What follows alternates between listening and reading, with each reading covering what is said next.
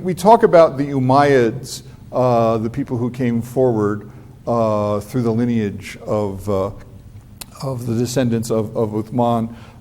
And they were an important empire, but we have to understand them as an Arab empire, more than a Muslim empire, I would argue. That the Umayyads were primarily ruling as Arabs. This was an Arab kingdom with its capital in Damascus, one of the great cities of the world that is going through tremendous suffering right now. And at this point, Yazid is on the throne in Damascus, declaring himself the caliph of the Muslim Empire, and Hussein is in Medina, and Yazid demands that Hussein give bayat to him, that he give an oath of allegiance, and Hussein refuses to give bayat. He then leaves Medina for Kufa, and he's brought with him his followers and his family and the women of his family, and he's marching towards Kufa, where he's had people checking things out to find out if people would actually stand with him if he did decide to rebel. It's a very complicated story as to what happens, but basically they come to a place called Karbala. And most of Hussein's followers leave him, except for his closest friends and his male family members and the women of his family. And Yazid has sent troops under the command of a man by the name of Ibn Ziyad, who has demanded that Hussein give him bayat. And as the story goes, Hussein says, look, I cannot do that. Now, I can go back to Medina and live out my life. Or I can go to Hindustan. I can, which is on the other side of the empire, right? I can leave. But I can't give allegiance to Yazid because Yazid is not legitimate. And so what happens is a series of pitched battles that take place, and on the 10th day, the day of Ashura of the month of Muharram, after all of the male members of his family have been killed before him, Imam Hussain is killed in the desert. His head is decapitated. His body is left to rot. They put his head on a spike. They march the women of the tents out with their heads uncovered all the way to Damascus to meet with Yazid. And it is reported in some of the accounts, and I think that this is really telling, that Yazid said, "Today we have our revenge for Badr."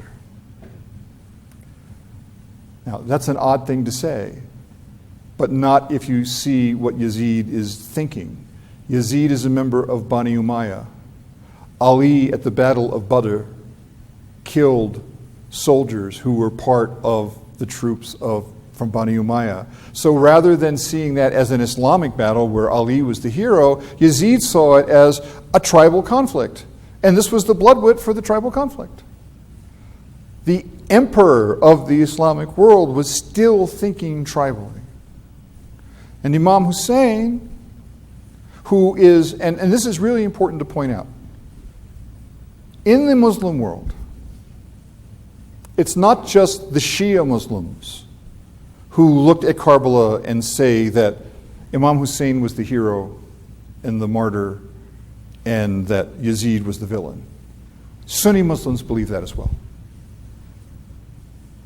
There's a tiny little group of Muslims that think Yazid was a good guy, but they're really on the periphery of things. The reality is that the question of who was in the right here is something that the entire Muslim world agrees on. What happened at Karbala is clearly seen as a crisis in the Muslim world. The difference, as we'll see, is how this gets looked at in later years and how one responds to it. But Hussein is the martyr of Karbala both for the Sunni and for the Shia. It's a slander on the Sunnis to argue that, they were on the side of... They weren't. Everybody realizes, and that's what's really important here. There was a recognition, even though the Umayyads lasted for decades after this, that at the heart of the consciousness of the Muslim world there was a recognition that something had gone wrong. The Prophet had come into the world to try to solve problems of injustice. And the laboratory for solving those was a world where tribalism was the cause of the injustice. And within living memory, people were still alive who had been companions of the Prophet. People were governing the Islamic Ummah tribally.